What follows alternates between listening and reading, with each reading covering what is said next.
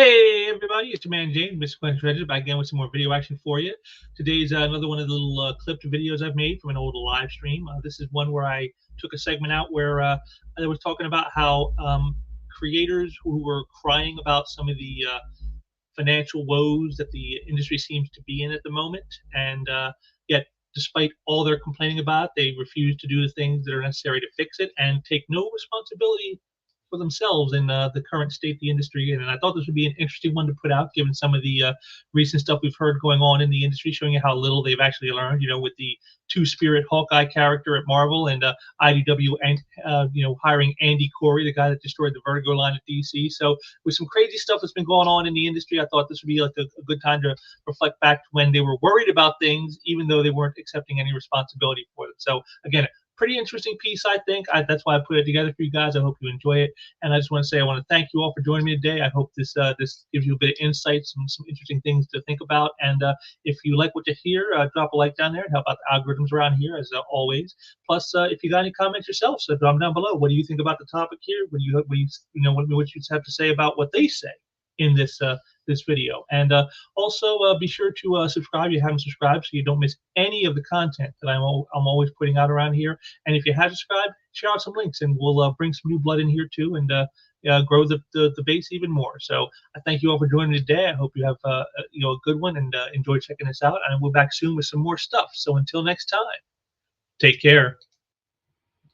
Share the screen here, and let's boot this up. This is all just a reminder for everybody of who Kelly Sue is, just in case you've forgotten, in case you didn't know. This is, as you can see, from 2017. It's an interview she did for Sci-Fi Wire.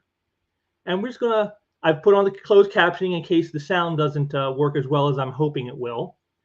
And here we are. This is Kelly Sue's own words of what she thinks of people who criticize her work, people who criticize her behavior, people who don't like what she does and how she does it. Don't buy my book. Problem solved. And there you go. If you don't like my politics, don't buy my book. Problem solved. For her, anyway. Never mind if that's not what we would want. Kelly Sue DeConnick introduced you to a totally different version of... So that's Kelly Sue in 2017. That's Kelly Sue telling you, basically, if you don't like what I do, if you don't like my politics, if you don't like me destroying the characters you love with my politics, screw you. Go away. That's Kelly Sue in 2017. But now we're going to share the new interview, the one that was just recently unearthed, and this is from late 2019. So this is before the C virus, before the CVI. So all the stuff they want to try to blame that for nowadays, this is before that. This is a whole year, over a year before that was a problem. So it doesn't qualify. But here's what she's saying. Here's what she's saying in 2019 about being asked about the state of the comic book industry. Yeah, I don't know. It's funny. I think that I tend to be pretty optimistic, but in this one, I'm worried. I'm straight worried. Why? Because stores are closing at a phenomenal rate. Independent comic sales are down. Mainstream comic sales are down, except for the top 3 or 5 books are up, and everything in the mid list is way down. Numbers that used to be numbers that would get you canceled are now like, no, that's a hit. And independent books making back the cost of doing flop days is like names that should be able to do it no sweat are going into the red on singles and not coming out until the trades.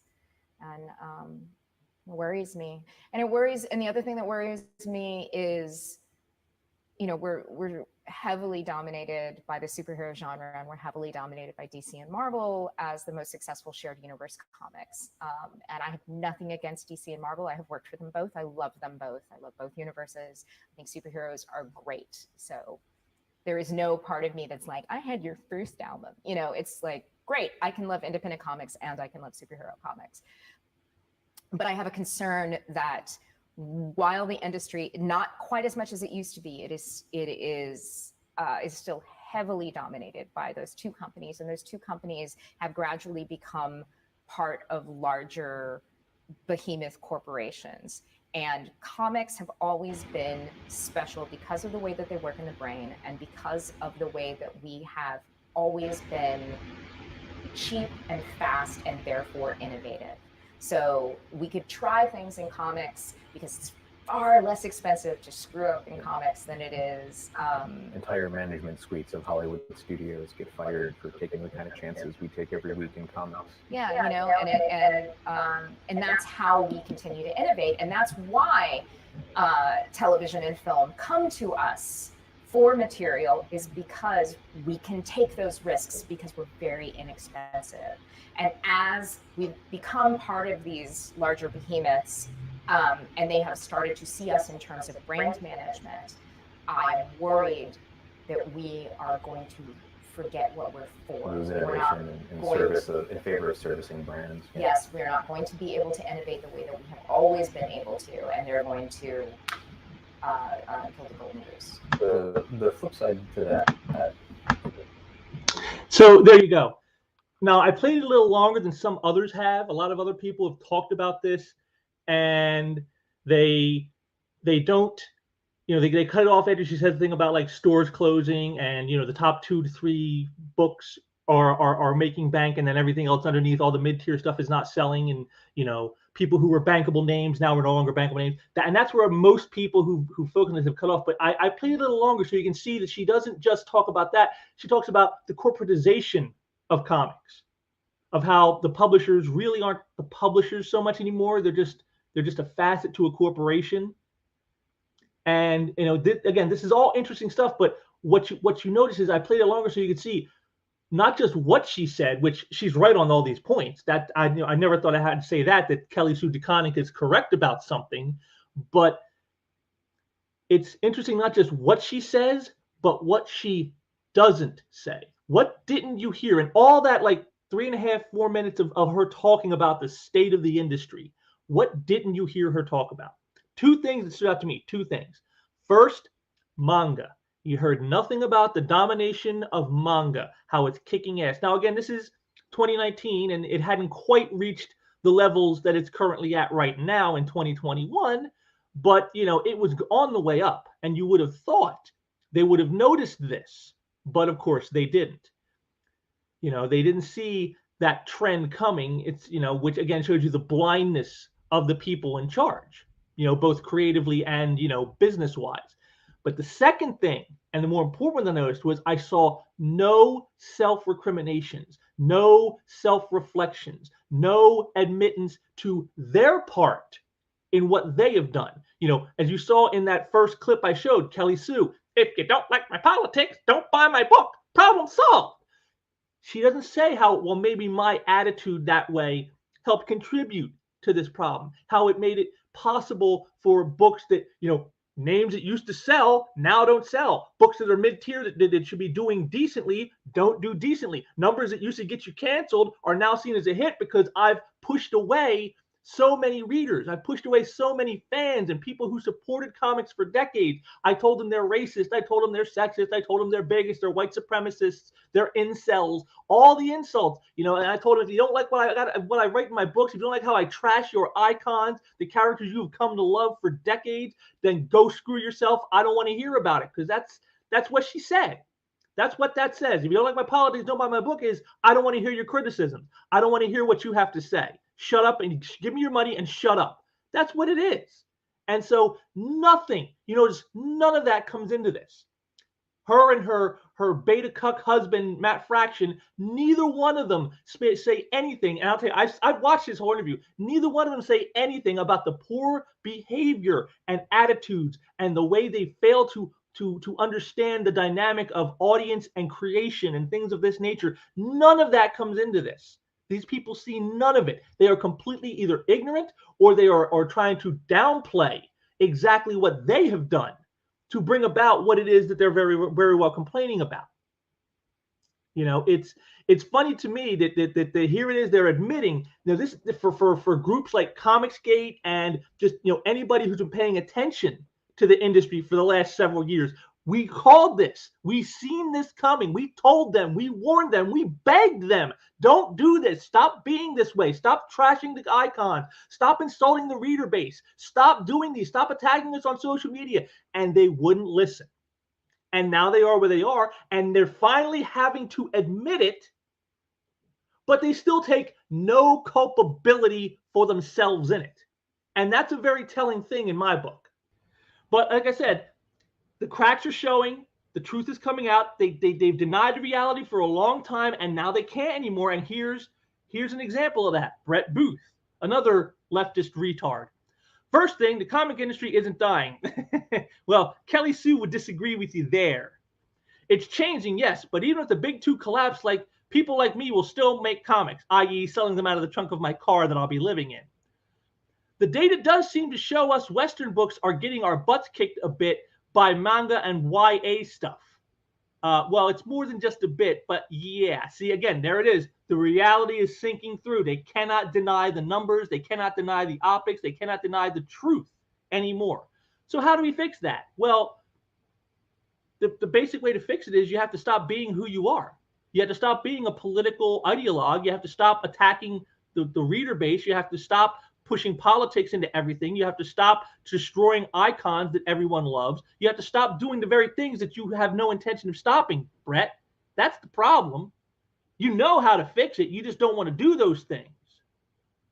And that's why it's not going to get any better. But here's the thing. He got responses to this.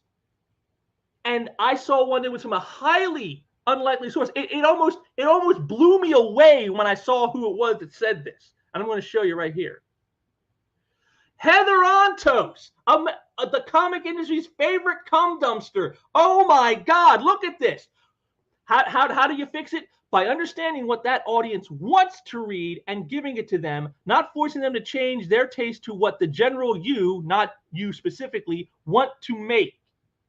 So what they're saying is you change, you fix it by giving the audience what they want, not what you think they want, not what you want to give them, not what you demand they accept, but what they want.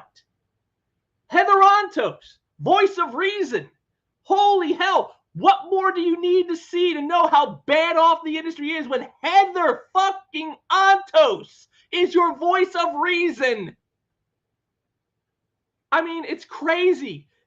Could this get any crazier than the woman who said to fans asking why a book was late, hey, you're lucky I even shipped it off to the printer and couldn't even tell them when it was going to be out? Her.